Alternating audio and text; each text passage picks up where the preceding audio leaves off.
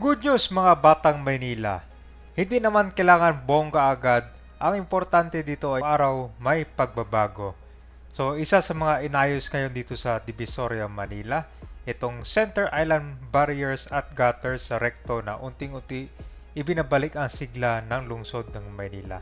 So ito yung pagpapapintura nila ngayon. Kitang-kita mo, napakaganda na. Ito yung patuloy na pagbabago sa Divisoria, Manila. Pagkatapos sa pinturahan itong mga poste ng mga building dito naman sa may Center Island.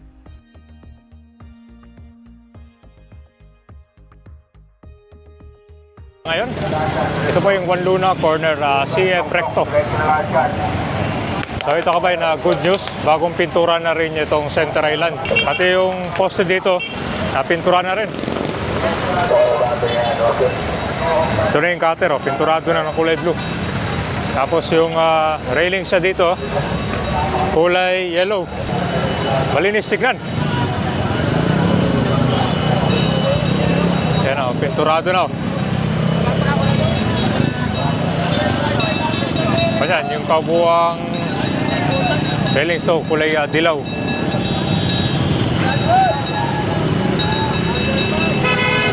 No more Eddie at Patty, no? Ito kabay na ito yung problema ito sa katagalan na ihi sila ng ihi dyan. Kinalawang, oh. Hanggang sa bulok, no? Ayun nga problema dito. Mais na rin, pinturado na.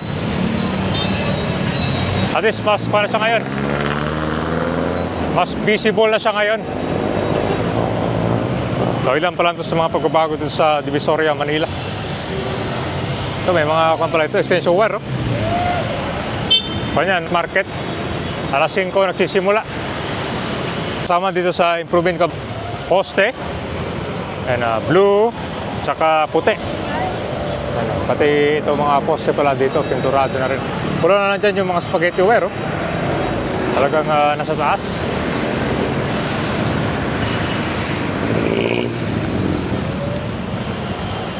Okay. Nakalanti kabay na. Kung bibili kayo ng mga gulay kabay or putas, mga kanyan, alas 4 dapat nandito na kayo para hindi kayo buti ng traffic. Tingnan natin kung hanggang saan yung napinturado nila. Hello?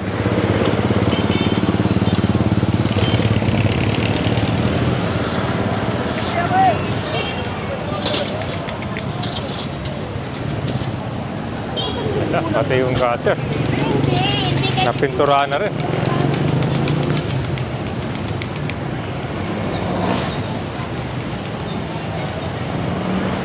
Yan din sa kabilang side kabay na. Ito yung mga mga poste. Pinturahan na rin yan. Tsaka pag umaga, mga alas 5, flashing na yun sila dito. Kaya pag dumating kayo, hindi na nyo maamoy yung amoy mapanghe.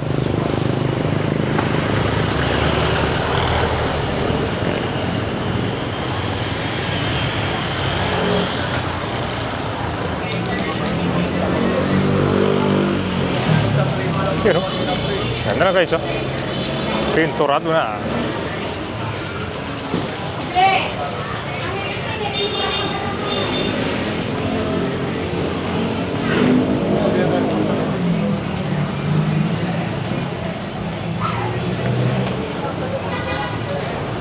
Letter dito.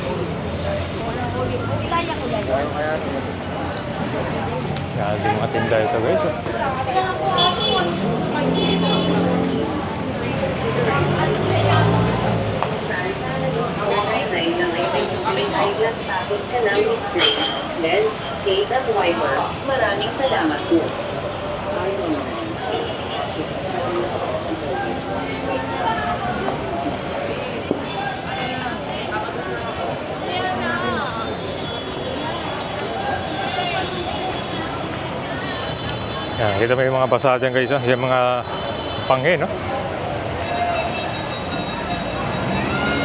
Ay, at least yung gitna ng bangketa ito, maluwag na. Hindi katulad dati na puno ng mga latag.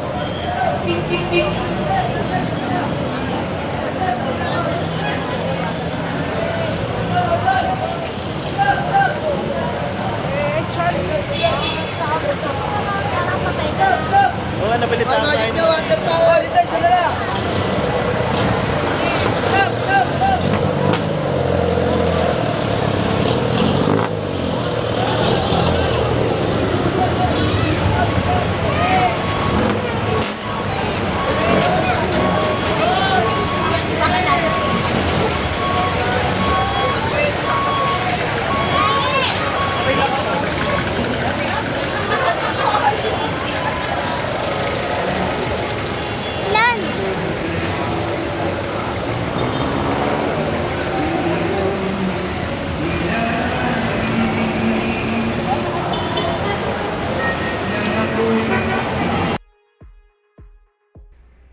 Patuloy na rin nilinis itong Estero de la Reina na nag-uugnay ito sa Pasig River.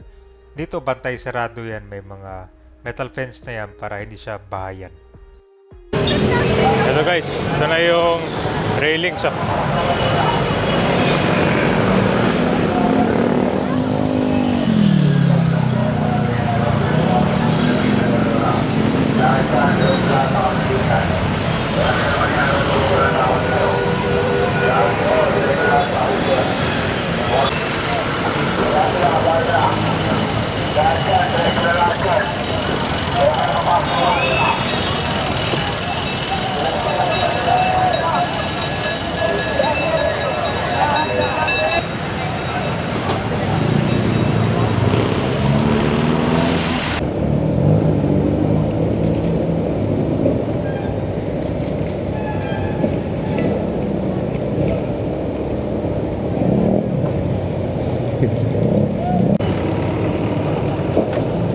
So guys, ikot tayo sa kabila.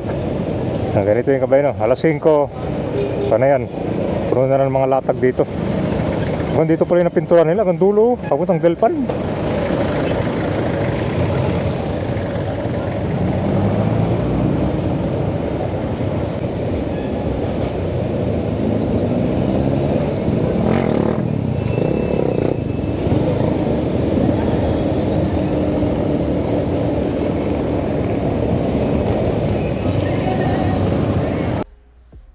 Mapapansin mo dito, halos bawat oras may mga garbage truck na dumadaan dahil inayos na yung pagkolekta dito ng basura. Di ba dati, mga 8 AM pa lang, tambak na yung basura dito. Naalala nyo yung nagmistulong dump site to?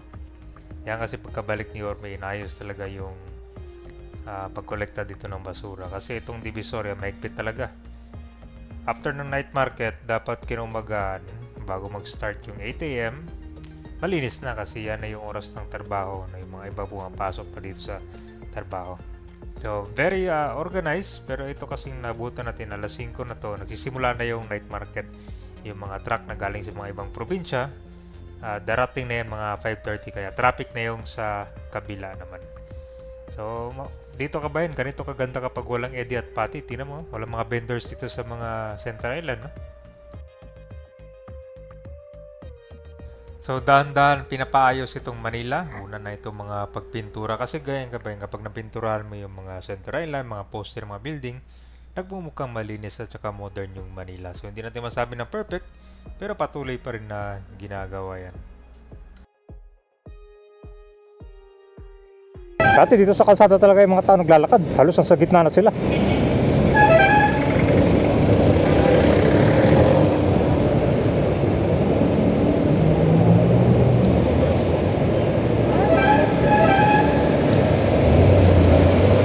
Okay, ito na yung 999. Approaching na tayo sa Isita naman daw.